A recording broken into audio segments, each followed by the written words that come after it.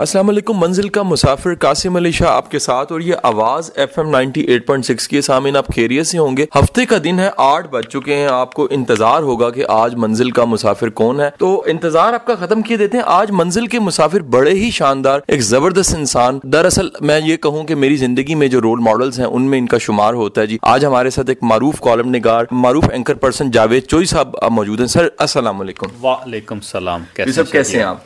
शाह जी आप कैसे हैं? आप ठीक है? मैं बिल्कुल फर्स्ट क्लास। आपकी बहुत बहुत मेहरबानी कि आपने टाइम निकाला और हमें हमारे सुनने वालों को जो है वो आपके ख्यालात जो उनसे वो मुस्तफीद हो पाएंगे। जी आपकी बहुत मेहरबानी शाह साहब। अच्छा चोई साहब, मैं सबसे पहला जो सवाल करूंगा कि वो जावेद चौधरी जो कभी कहानियां पढ़ता था, लिटरेचर का उसको पढ़ने को शौक था और ऐसा कोई सिलेक्शन नहीं थी। आज आपके जो लिखे हुए कॉलम्स हैं, हजारों लाखों लोग उन्हें पढ़ते हैं और वो रिकॉर्ड के तौर पे संभाले जाते हैं। ये सारा सफ़र अगर एक जुमले में, आप ये 2 जुमलों में हमें बताना चाहें, वो कौन सी चीज़ थी जिसने वो कहानियां पढ़ने वाले को आज इतना पढ़ने वाला इंसान बना दिया? बेसिकली ये कि मैं रुका नहीं किसी जगह पे, मैं मेरा सफ़र मुसलसल जारी रहा। जैसे आपने अपने तारफ़ में भी बताया कि आप भी सफ़र में हैं, तो ये एक बेसिकली सफ़र है और उस सफ़र में मैं चलता जा रहा हूँ और उसमें हर किस्म की नई मंजिल आती है और वो मंजिल अपने साथ नई चीज़ें भी लेकर आती है और आप उन नई चीज़ों से सीखते भी हैं। बाकी लिखना ज़ाहिर है एक टेक्निकल सा काम है और अल्लाह ताला अगर करम करे इंसान पे तो वो टेक्निक को समझ आता है। मैं उस टेक्निक के मुताबिक लिख रहा हूँ।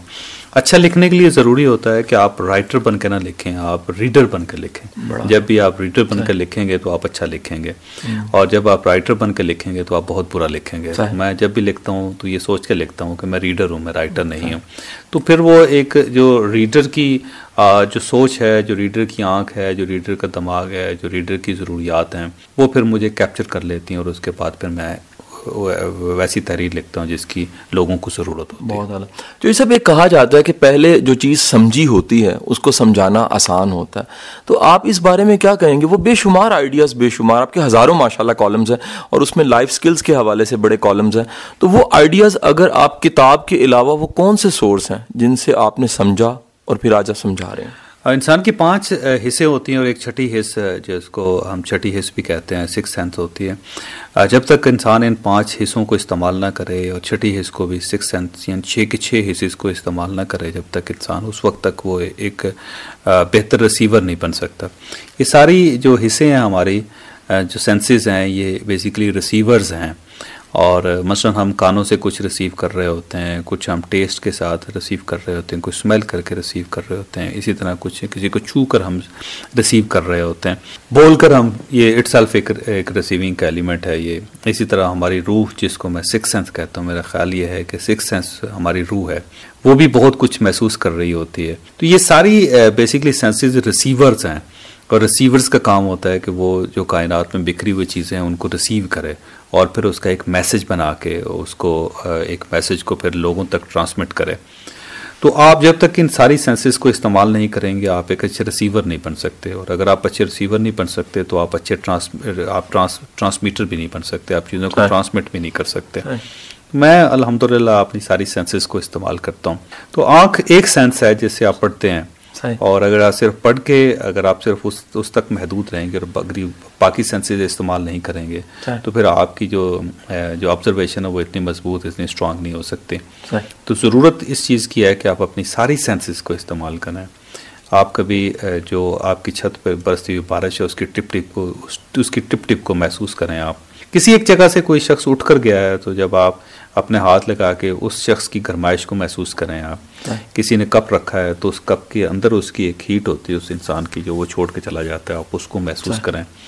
इसी तरह आप अपनी आँखों को देखें कि उन रंगों को देखें कि जहाँ तक आम आँख नहीं जाती या आँख उन डिटेल्स में जाकर नई चीज़ों को देखती है, आप उन चीज़ों को देखें तो उससे आप बहुत कुछ सीखते हैं। मेरी अगर लाइफ को अगर आप अगर उसका मुख्तसर सा खाका बनाना चाहें या मुख्तसर तरीके से समझना चाहें तो मैं पढ़ता हूँ, इसमें कोई शक नहीं कि पढ़ने का मुझे शौक़ है, लेकिन उससे ज़्यादा शौक़ मुझे ट्रैवल का है। तो मैं ये समझता हूँ travel is the best university of the world, कि आप सफ़र करें उससे आप बहुत कुछ सीखते हैं। तो मैंने जो कुछ सीखा उसमें ज़्यादातर चीज़ों का जो कंट्रीब्यूशन है वो मेरे ट्रैवल्स का है। मैंने बाहर जाके जो सोसाइटीज़ को, जो लोगों को, मुख्तलिफ तबके हैं, तबकात को जो देखा तो उससे मैंने बहुत कुछ सीखा और वो ट्रांसफॉर्म होता है, वो ट्रांसमिट होता है मेरे कॉलम्स में।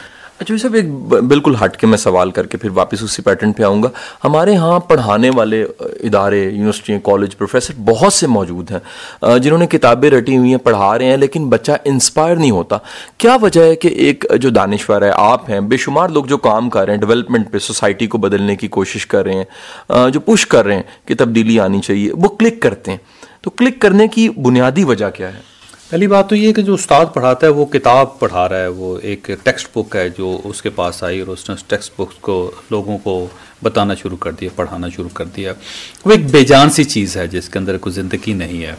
तो जब एक कोई भी बेजान चीज़ जब लोगों के सामने पेश की जाएगी तो शायद वो इतनी जल्दी मुतासर नहीं होंगे उससे। बाकी जो लोग हैं वो ज़ाहिर है टेक्स्ट बुक्स को फॉलो नहीं कर रहे, वो लाइफ को फॉलो कर रहे हैं। तो जब आपके सामने ज़िंदगी की किताब पढ़ी हो और आप उसको देख रहे हो तो, और किसी भी इंसान के सामने दो किताबें रखी, एक टेक्स्ट बुक है जिसका ताल्लुक सिलेबस के साथ है और बोर किस्म के लेक्चर्स के साथ है और लेक्चर रूम्स के साथ है और इम्तहानात के साथ है, और साथ ही अगर एक ज़िंदगी की किताब पढ़ी हो जिसमें ज़िंदगी की हीट है, उसकी हिद्दत है, उसकी आवाज़ है ज़िंदगी की, उसकी गरमाइश है ज़िंदगी की, तो आप खुद अंदाज़ा लगाइए कि इंसान किस तरफ ज़्यादा मुतवज्जो होगा। तो शायद ये कहा जा सकता है कि जो हमारी जो तहरीरें हैं या हम जैसे लोग जो लोगों तक कुछ चीज़ें नहीं पहुँचाने की कोशिश कर रहे हैं तो उसमें ज़िंदगी महसूस होती है पढ़ने वाले को। तो हमारे टीचर्स भी अगर अपने लेक्चर्स के अंदर, अपनी किताबों के अंदर, अपने नोट्स के अंदर ज़िंदगी पैदा कर लेंगे तो स्टूडेंट्स उतने ही इंस्पायर होंगे उनसे। सही जी। जी सब ये बताइएगा कि अब आप माशाल्लाह सिखा रहे हैं, ये एक एतराज़ी सा सवाल है, मतलब इस अंदाज से मैं कर रहा हूँ, क्या आपने भी आप खुद पे काम किया, आदात पे, चीज़ों पे, और ये सारा कुछ आपने बदल के देखा कि ये सारे टॉनिक्स बदलते हैं?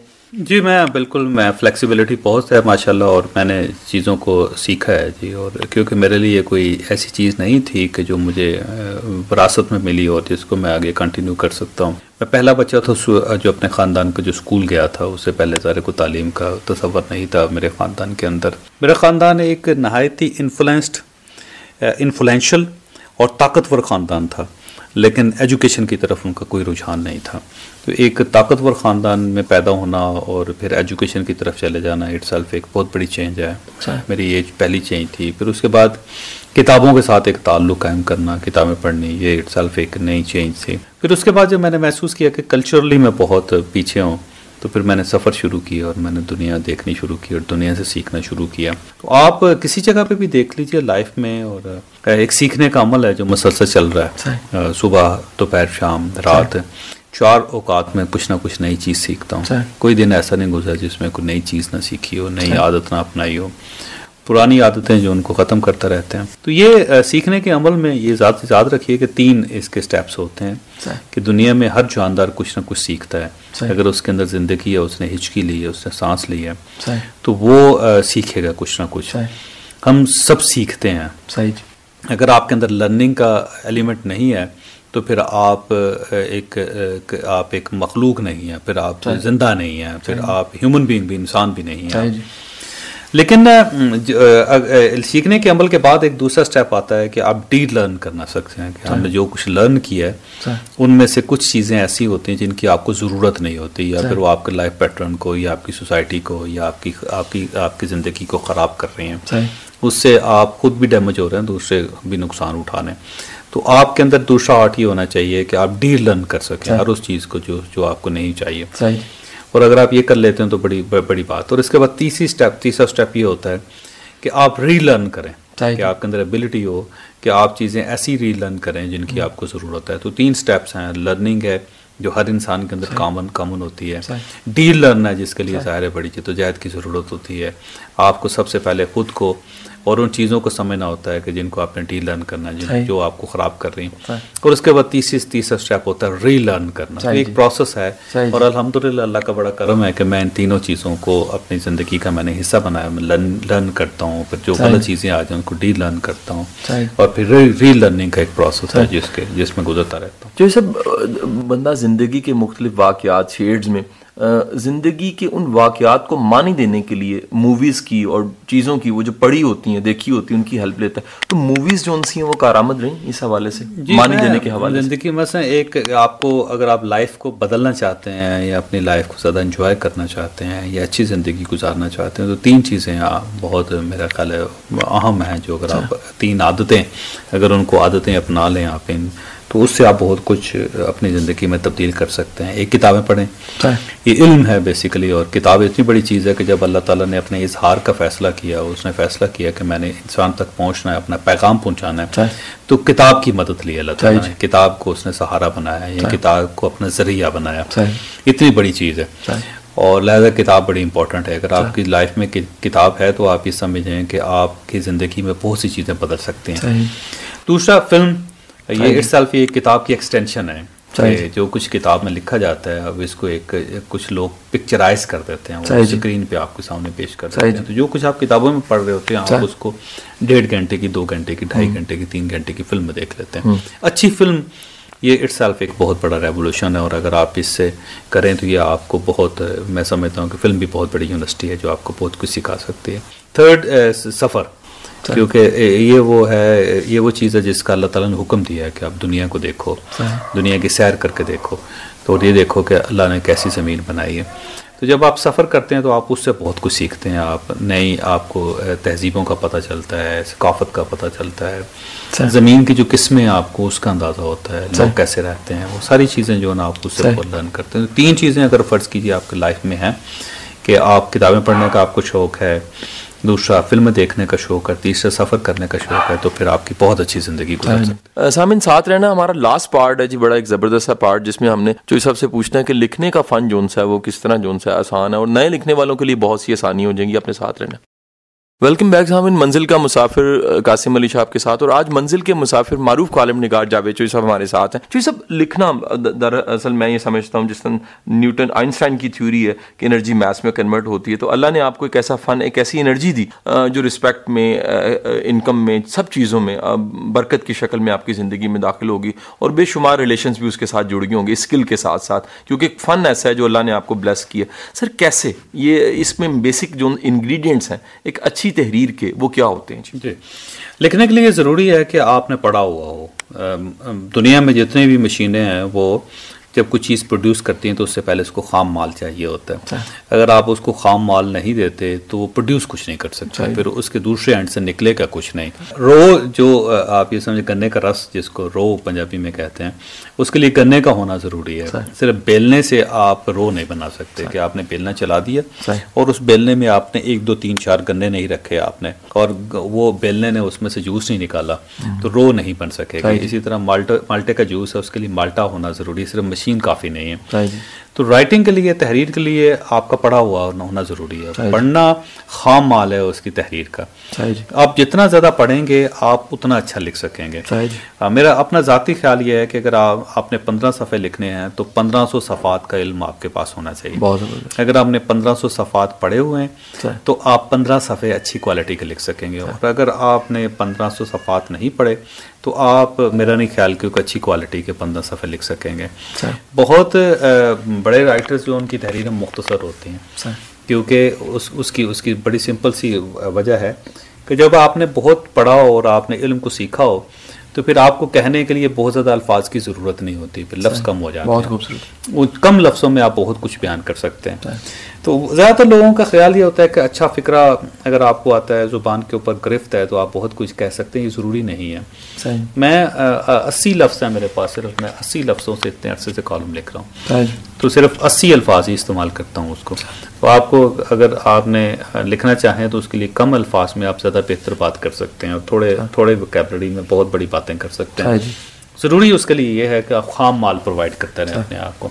जिस दिन आप खाम माल प्रोवाइड करना बंद कर देंगे उस दिन आपकी प्रोडक्शन का अमल रुक जाएगा। हाँ जी। सब इसमें एक सवाल ये आता है कि बहुत से लिखने की तरफ आना चाहते हैं, इंस्पायरेशन होती है, वो एंकर बनना चाहते हैं तो कुछ एंकर्स को देखते हैं, वो लिखने की तरफ आते हैं तो वो ऑलरेडी जो कॉलमिस्ट हैं उनको देखते हैं। अब वो ज़माना इब्ने सफ़ी वाला चला गया। आज की इंस्पायरेशन कॉलम्स हैं, वो तहरीरें हैं जो आपकी आ रही हैं। इंस्पायरेशन बहुत से लोग, मसलन बहुत नए लिखने वाले जो लिखना चाहते हैं मेरे पास आते हैं, वही कहते हैं जी मैं राइटर बन सकता हूँ, या या वो तहरीर लेके आते हैं कि जी मेरी तहरीर देखें कि कैसी है, तो मैं तहरीर एक साइड पे रख के मैं उससे पूछता हूँ बेटे आजकल आप कौन सी किताब पढ़ रहे हो। अच्छा।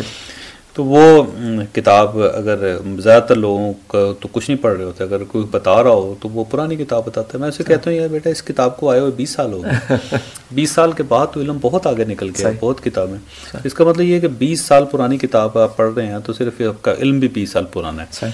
फिर एक की किताब के बाद दूसरी, तीसरी, चौथी, पाँचवीं किताबें हो तो वो ज़्यादातर लोग मैं देखता हूँ कि नहीं पढ़ रहे होते हैं, या ज़्यादातर अखबारात की हद तक उनका महदूद इल्म होता है। तो फिर मैं उनसे ये कहता हूँ कि बेटा फिर तो ये आपने जो कुछ लिखा होगा ये सिर्फ अल्फाज ही होंगे, लफ्ज़ होंगे, तो लफ्ज़ जमा करना तो कोई ऐसा को बड़ा काम नहीं। आप पागल खाने में चले जाएं तो वहाँ पे भी बड़े बड़े राइटर्स बैठे हों, बड़े बड़े दानश्वर बैठे हों, बड़े बड़े एंकर बैठे हों, किसी से बात करें तो उसी तरह बिहेव करना शुरू कर दें। ये तो कोई कमाल ना हुआ। कमाल तो ये है कि आप सेंसिबल गुफ्तगू करें, उसके लिए आपको आपका सेंसिबल पढ़ा होना ज़रूरी है। अगर आप सेंसिबली चीज़ों को डील नहीं करेंगे, आपके पास सेंसिबल नॉलेज नहीं होगा तो आप कैसे एक्सप्रेस करेंगे चीज़ों को। तो बस इसका 2 टूल्स हैं बहुत आसान से। पहला कि आप अपने मुताले को बढ़ाएं, इतना बढ़ा दें कि आपका अंदर भर जाए। जिस तरह गन्ना रस से भरा होता है या माल्टा रस से भरा होता है, इस तरह आपके अंदर इल्म इतना भर जाए कि वो बाहर रिसना शुरू हो जाए, बाहर निकलना शुरू हो जाए। एक दूसरा, जब भी लिखें रीडर बनकर लिखें, राइटर बनकर ना लिखें कभी भी। जब आप राइटर बनकर लिखेंगे तो फिर आपकी तहरीर खाम होगी, क्योंकि आप सिर्फ उन चंद लोगों को मुतासर करने की कोशिश कर रहे हैं जिनको आप राइटर समझते हैं, जो आपके बराबर के लोग हैं। फिर आम आदमी के लिए नहीं है। आम आदमी के लिए लिखने के लिए ज़रूरी है कि आप कारी बन जाएं, और अच्छा लिखने के लिए ज़रूरी है कि आप अपने मुताले में इजाफा कर लें, तो आप कामयाब हो जाएं। अच्छा सब कभी ऐसा हुआ है कि आपके अफकार ख्यालात से कोई इख्तलाफ रखता हो और अगले वक्त में जाके वो मान जाए कि जी आप बिल्कुल ठीक कहते हैं? मैं आज के इख्तलाफात की तरफ भी थोड़ा सा टच करना चाहूँगा कि बेशुमार तरह की, क्योंकि हम लोग पार्टीज़ में इमोशंस डाल देते हैं। मुल्क सबको बड़ा प्यारा है, लेकिन वो समझते हैं कि शायद सिर्फ यही जमात है जो आखिरी जमात है और इसी ने इनकलाब लेकर आना है। तो वो जो मुखालफत वाले लोग हैं, आपका सब्र मैंने बड़ी जगह देखा है, ज़ाती तौर पर भी देखा है और मैंने तारीफ़ भी मैं इसकी करता हूँ। तो ये कैसे है इतनी क्लैरिटी कि आप बड़े तहम्मुल के साथ उसको मैनेज कर रहे हो? जब आप सच्चे होंगे तो फिर आपको कोई इशू नहीं होगा, फिर आपको मरते हुए भी, फिर आपको गाली खाते हुए कोई तकलीफ नहीं होगी। लेकिन अगर आप झूठे होंगे तो फिर आपको दूसरों की तनकीद तकलीफ देगी, फिर आपको दूसरों की गालियां तकलीफ देंगी, दूसरों के पत्थर आपको तकलीफ देंगे। आप हिस्ट्री तारीख निकाल के देख लीजिए, जो सच्चे लोग थे वो डटे रहे और उनको कोई मसला नहीं हुआ, क्योंकि वो अंदर से मुतमईन होते हैं। तो मैं गलत हो सकता हूँ, इसमें कोई शक नहीं है, गलती कोताही कर सकता हूँ, इंसान हूँ, लेकिन मैं झूठा नहीं हो सकता, बेईमान नहीं हो सकता। जानबूझ के देख भाल के सोच के मैं गलती नहीं कर सकता, ठीक है। और उसमें बंदे को क्लियर होना चाहिए चीज़ों को। बाकी ये जहन में रखें कि अल्लाह ताला दुनिया की सबसे बड़ी हकीकत है, उससे बड़ी हकीकत तो दुनिया में कोई भी नहीं है, और आधी से ज़्यादा दुनिया उसको नहीं मानती। कुरान मजीद और नबी अकरम सल्लल्लाहु अलैहि वसल्लम आखिरी नबी हैं, कुरान मजीद आखिरी किताब है। 7 अरब लोग हैं, इनमें से सिर्फ 2 अरब लोग इसको मानते हैं, तो 5 अरब लोग उससे इनकार कर रहे हैं। तो मैं नाउज़बिल्लाह कुरान मजीद से या नबी अकरम सल्लल्लाहु अलैहि वसल्लम से, नाउज़बिल्लाह अल्लाह ताला से पढ़ा तो नहीं हूँ कि मेरे ऊपर यकीन करना सबके लिए ज़रूरी है, हर आदमी पे फ़र्ज़ है कि वो मेरी बात माने। तो इख्तलाफ है, लोगों को इख्तलाफ हो सकता है मेरी राय से, और सर आंखों पे जी जब लोग मुझसे मोहब्बत करते हैं, मेरी तारीफ़ करते हैं, तो उनमें से कुछ लोग अगर मुझे गाली भी दे रहे हैं तो क्या फ़र्क पड़ता है उससे, क्योंकि आप जब मैं मोहब्बतें समेट रहा हूँ तो फिर मुझे गाली को भी बर्दाश्त करना चाहिए, फिर मुझे इख्तलाफात को भी बर्दाश्त करना चाहिए। ये तो बड़ी अजीब सी बात है कि आप तरबूज खाना चाहते हैं लेकिन उसके छिलके से बड़ी प्रॉब्लम है आपको, वो साथ में लेगा ना जी आपको। आपको इस तरह तो नहीं हो सकता कि आपको कुछ चीज़ें जो आपको सूट करती हैं वो तो आप उस पर खुश हो जाएं, जो कड़वी चीज़ है और उसको आप कहेंगे नहीं जी नहीं ये मेरे लिए एक्सेप्टेबल नहीं होगा, तो वो उसके साथ ही आएंगे ना। अगर आपकी तहरीर जिंदा है या आपके ख्यालात जिंदा हैं या आप टीवी पे प्रोग्राम कर रहे हैं, लोग आपको देख रहे हैं, तो बहुत सारे लोग आपको पसंद कर रहे हैं, उनमें से बहुत सारे लोग आपको नापसंद भी कर रहे हैं। तो नापसंद लोगों को भी उतनी इज्जत दें जितनी आप पसंद करने वालों को दे रहे हैं। सही जी। सर फ्यूचर के प्लान्स राइटिंग के हवाले से कोई नए एक्सपेरिमेंट, नई चीज़ें जो एडिशन आपके कलम से, आपके सोच और फिक्र से? मैं कुछ किताबें लिख रहा हूँ, उसमें मैंने काम शुरू किया, रिसर्च के प्रोसेस में हूँ। एक किताब मैं तरतीब दे रहा हूँ और उस पर खासी हद तक रिसर्च भी की है, कुछ 40 सफ़े भी लिखे हैं कि 80 साल की उम्र तक आप एक भरपूर कामयाब ज़िंदगी कैसे गुजार सकते हैं। तो एक बेसिकली मैनेजमेंट की किताब है कि आप जैसे भी हैं, सेल्फ मेड हैं, आप कामयाब हैं, लेकिन 80 साल की उम्र तक वर्किंग पोजीशन में कि आप अपने दफ्तर जाएं, आप लोगों को डील करें, आप अपने काम पे तवज्जो दें, सेहत भी आपकी अच्छी हो तो कैसे कर सकते हैं। वो मैंने लोग सेलेक्ट किए हैं पाकिस्तान में जो बड़े मारूफ लोग हैं, उनकी ज़िंदगी की शब व रोज़ पे वो चीज़ें निकाल के, तो मैं जैसे आप ये समझेंगे वेस्ट में किताबें लिखी जाती हैं रिसर्च बेस्ड, तो एक रिसर्च बेस्ड किताब है। तो इस टाइप की किताबें कुछ मेरा लिखने का शौक़ है जी, मुझे मेरा दिल है कि अल्लाह ताला अगर उम्र दे और एनर्जी दे तो मैं ऐसी किताबें लिखूं जिससे लोगों को कुछ फ़ायदा हो। सही जी। ये सब एक आखिरी सवाल मेरा दिल कर रहा है कि ये भी करूँ कि जब आप सिविलाइज्ड हो जाते हैं, आदात पे काम करते हैं, अफकार पे काम करते हैं, आप इतना मुताला करते हैं, आप एलियन सा नहीं फील करते कि मतलब इस सोसाइटी में जिसमें लोगों को गाड़ी नहीं पार्क करनी आती, चलाना नहीं आता व्हीकल्स को, उन्हें टेलीफोन ऑपरेट नहीं करना आता प्रॉपर, उन्हें मैसेज करने की तमीज़ नहीं है, उन्हें रास्ता पूछने की तमीज़ नहीं है, उन्हें शुक्रिया अदा करना नहीं आता, तो उनमें एक ऐसा बंदा जो सिविलाइज्ड होकर चलता है तो क्या उसके अंदर कर्ब नहीं बढ़ जाता? दो चीज़ें शाह साहब होती हैं ज़िंदगी में, लाइफ में, कि जब आप सीख जाते हैं चीज़ों को या सीखने के प्रोसेस में होते हैं और अल्लाह ताला के आपके ऊपर करम होता है, आप पास शोहरत आ जाती है, आप के पास इज़्ज़त आ जाती है, आपके पास पैसे आ जाते हैं, आपका लिविंग स्टैंडर्ड थोड़ा सा इंक्रीज़ हो जाता है, तो उसके बाद दो चीज़ें जो होती हैं वो आती हैं आपके पास, आपके दरवाजे पर दो लोग दस्तक देते हैं। पहला जो शख्स होगा, वो जो दस्तक दे रहा होगा, वो ज़िद होगी, अनाव होगी, तकब्बर होगा। सही। आप ये समझें कि एक ही बंदा है जिसके अंदर ये तीनों चीज़ें हैं, तकब्बर कह लें आप उसको, ज़िद कह लें आप उसको, अना कह लें, वो पहला शख्स है जो आपका। दूसरा, उसके बाद एक दूसरा शख्स जो आपके दरवाजे पर दस्तक देगा, जो मुनकसरुल मजाज है, जिसके अंदर आजिज़ी है, जो झुकना जानता है सारा। अब आपने अपने घर में सिर्फ इन दोनों में से किसी एक को जगह देनी है, सिर्फ किसी एक को रास्ता देना है। अगर आप पहले शख्स को रास्ता देते हैं जिसमें तकब्बुर है, तो फिर आपकी ज़िंदगी गुजारना बड़ा मुश्किल हो जाता है आपके लिए। फिर आप एक ऐसी आग में मुब्तला हो जाते हैं, एक ऐसी आग का शिकार हो जाते हैं जो हर वक्त आपको जलाती रहती है, आपको फिर बड़ी तकलीफ होती है चीज़ में। कोई इंसान थूक रहा होगा, कोई इंसान खांस रहा होगा, कोई आदमी गलत गाड़ी पर पार्क कर रहा होगा, कोई बात छिलका फेंक रहा होगा, तो वो आपको तकलीफ देगी। और अगर आप उसके बजाय दूसरे शख्स को मुंतखब कर लेते हैं, उसको रास्ता दे देते हैं, तो ये सारी चीज़ों के साथ आपको फिर ज़िंदगी में लिव करना आ जाता है आपको। तो वो कोशिश करनी चाहिए इंसान को कि वो जूझू अरूज पे आए या उसका काम पुख्ता होता चला जाए, तो अपने आजिज़ी पैदा कर ले। आजिज़ी पैदा कर लेगा तो सेहतमंद भी रहेगा, बहुत उसकी तकलीफ नहीं होगी उसको लोगों की। मैं रोज़ घर से बाहर निकलता हूँ, मैं रोज़ फुटपाथ पे चलता हूँ, मैं रोज़ एक कॉफ़ी शॉप पे जाता हूँ, मैं इस तरह घूमता रहता हूँ लोगों के दरमियान। उन तमाम लोगों, कई लोग मुझे रास्ते में रोक के भी बदतमीजी कर जाते हैं, बासुखल में कहते हैं यार ठीक है बेटा, आपका ख्याल है, सही हो सकता है सारा। क्योंकि ये जब भी कुछ आती है, ज़िद आती है, तो फिर उसके बाद अल्लाह ताला की तरफ ऊपर देख के अल्लाह ताला से माफ़ी मांगता हूँ, फिर उससे कहता हूँ कि आप परवरदिगार, तुम्हारी इतनी नेमतें हैं, तुम्हारी इतनी रहमतें हैं, उसमें चंद जहमतें भी से क्या फ़र्क पड़ता है उसमें से। जब आप रहमत और जहमत दोनों का मुआसना करें तो यकीनन हर इंसान की ज़िंदगी में रहमतें ज़्यादा निकलती हैं उसकी, तो उसका शुक्र अदा करना चाहिए। और शुक्र अदा करना आप अपनी ज़िंदगी का हिस्सा बना लें, तो फिर मेरा नहीं ख्याल कि आपको चीज़ें को बुरी लगेंगी या आपको तकलीफ होगी। हमारा प्रोग्राम सुनने वाले चोई साहब ज़्यादातर डेवलप हो रहे हैं, किसी न किसी फैसले की घड़ी पे हैं, कोई ना कोई ऐसा चौराहा है जहाँ पर वो आगे बढ़ने की कोशिश कर रहे हैं, स्ट्राइव कर रहे हैं, स्ट्रगल कर रहे हैं, सिमत चाहते हैं। कोई मैसेज? जब भी कोई बुरा काम करने लगें या कोई रेट करने लगें, तो ये भी सोच लें कि ये आज का दिन है और आने वाला भी एक दिन है, कल का दिन भी है। और जब आपको कल के दिन में बैठ के आप गुजरे हुए दिन को देखेंगे, तो कहीं आपको शर्मिंदगी तो नहीं उठाना पड़ेगी, या आपको बुरा तो नहीं लगेगा, या आपने अपना लानत मलामत तो नहीं करने लगेंगे, या आप तो ये अपने आप को बेवकूफ़ तो नहीं महसूस करने लगेंगे। जो भी करें ये सोच के करें कि इसके बाद भी दिन आने वाले हैं, और वो दिन हो सकते हैं इन दिनों से मुख्तलिफ हों।